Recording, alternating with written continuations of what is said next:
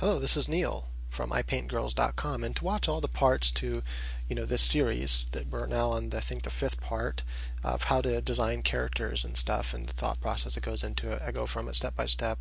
You can go to my website to watch all the parts, iPaintGirls.com. It's under drawings. Right. So with hair, after I have the face and everything how I like it, and I think it matches the personality and everything, she's not like perfect. She's got her flaws. I like that. I like my characters have flaws. She's not even a really huge major character anyway, but it doesn't matter. I mean, I put this much thought into all my characters, whether they're major or small characters. They have a background, they have a life, and you should do that when you're doing novels too, because it makes them more realistic. Even if they only have a small little part, knowing some of their background stuff will change what they say and how they say it, and it'll make all the difference, or a lot of difference, when you actually go in to make them reality in the comic book, whatever it is you're doing. So with hair, I decided what kind of hair do I want her to have, and I think first I kind of originally thought she'll have this kind of bob haircut. So I'm going to do this on a separate layer so I can delete it when I don't like it. And that's what I always do too. Once I have the face how I want it, I do the next part on a separate layer. So I thought maybe she would have this kind of bob haircut like this and be kind of big and stylized, kind of come like that. I'm thinking I like that, kind of like Rogue or something, or that girl from Gen 13, and then, she had her hair coming back there. Oops, that's way too big. Her hair coming back there, that was darker, and this would be lighter up here. Something like that, and just bangs. So, and then she has short cropped hair in the back. So in the back of her head, it's short and cropped. Oops, comes like that, and then that's like the back of her neck, whatever, back of her hair like that. So that's how I originally thought to have her hair.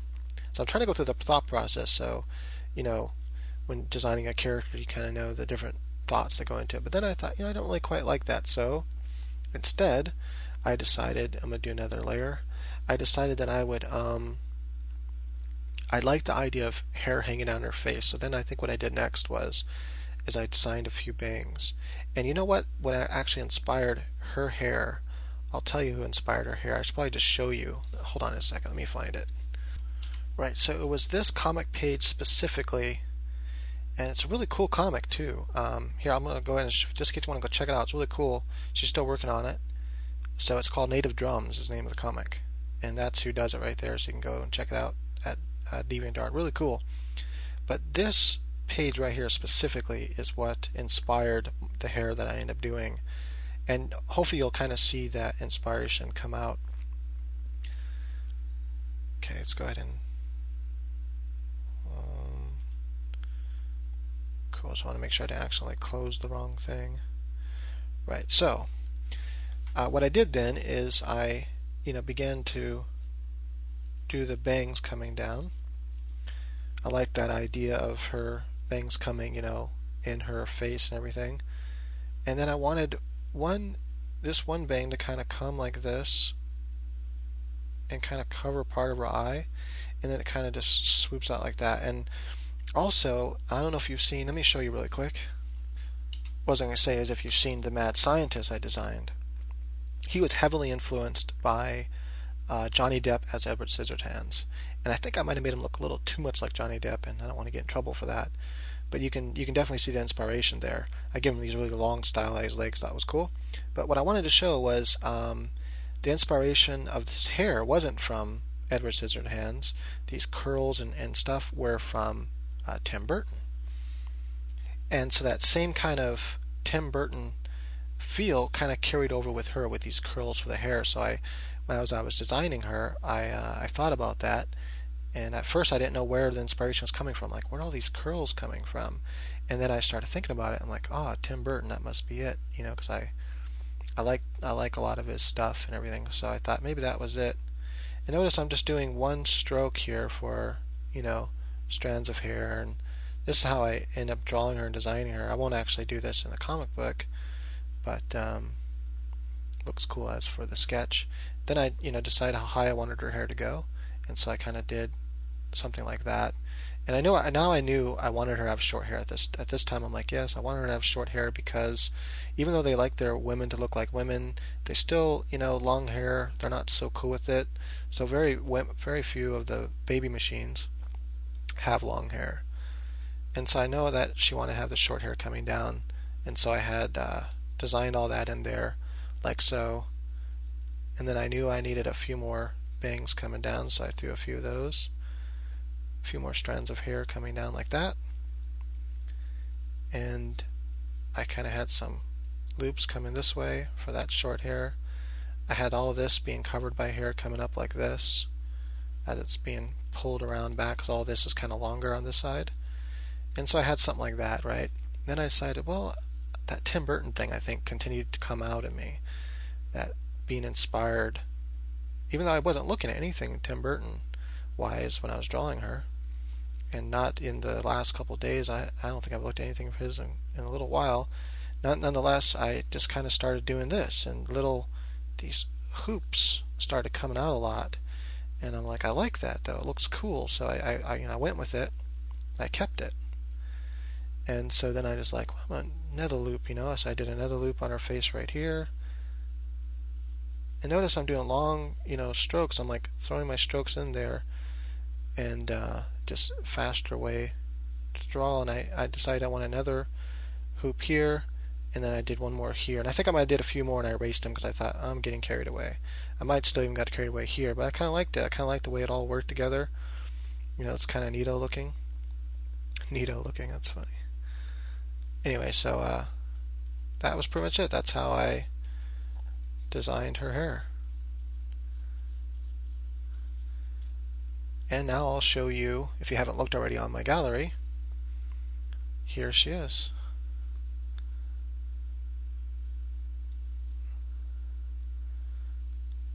Go ahead and zoom in a bit here. So here's her side view. I actually redid this. I don't know if you looked at it recently, but I completely redid her side view and uploaded an update of that. Because I needed her lips and stuff and everything to match her side view more. Before it just wasn't quite right. And then after I have her head this size, I was going to show this. That's why I had her head cropped and everything. But there's no point in showing it. It's pretty self-explanatory.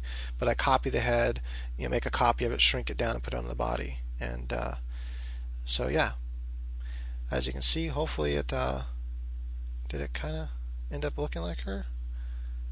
Let's find out. Kind of zoom out a bit here if we can see the whole thing. I think it did. Different color, but yeah, that's pretty much her. Yeah, every time I draw her, she's gonna be a little bit different. Her hair will be a little different and stuff, but for the most part, it'll look like her. I might have to pull in her jaw a little bit more, so I might have to make a template. See, if I have a template, it'll all be perfect.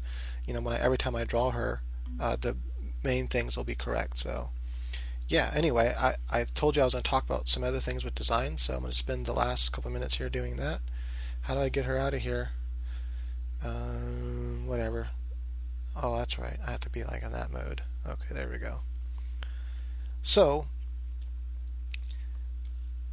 as I'm, designing a character, I went through some of the things, we went through here. And like I said, when I was doing the Edward Scissorhand thing, the mad scientist, which is actually going to be Alicia Jude's grandfather, and he doesn't look that old, but he's actually 43. He looks younger for his age because they have some cool medicines and technology, but just a little bit more advanced than we are. Anyway, so I'm not gonna talk about that. I'm not supposed to be talking about my story. I'm supposed to be spending this time really quick to talk about designing characters. So when I do that, I look at different characters and different things before I even begin designing a character. I look at a bunch of things for inspiration. So I'll look at, for example, Edward Scissorhands, Gears of War. Let's see, what else did I look at?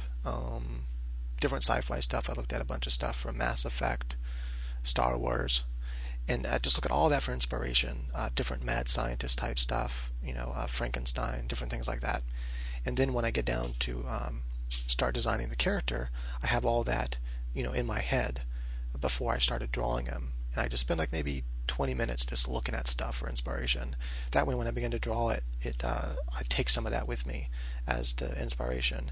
When designing clothes, I look at a bunch of different things for inspiration. Like her clothes, I didn't look at anything for inspiration. I just kind of had this idea. I mean, obviously I've seen stuff in the past with the big sleeves coming over the hands. I like that look. Long shirt, big pant, tied up here, big pants at the bottom.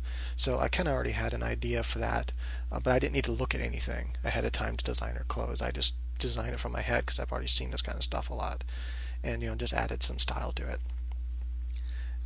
For some of the other stuff, the other clothes I did, I looked at all kinds of stuff from fashion models to Japanese, anime, Japanese clothing, a lot of Asian stuff. I look at a lot of Asian stuff for inspiration. You can see a lot of that coming out through the different clothes I do. Like for example, and I have to close this video because I'm done. I think you can see a lot of Asian inspired stuff in here, and also Mass Effect kind of inspiration. Although the hair, I don't know where that came from. That butterfly hair just popped in my head, and I thought it was a really cool idea, so I did it. Right, so that's it. Hopefully this helps when you're designing characters. If you want to know more about designing characters, let me know, and maybe I can make a video on it to cover that and answer your questions.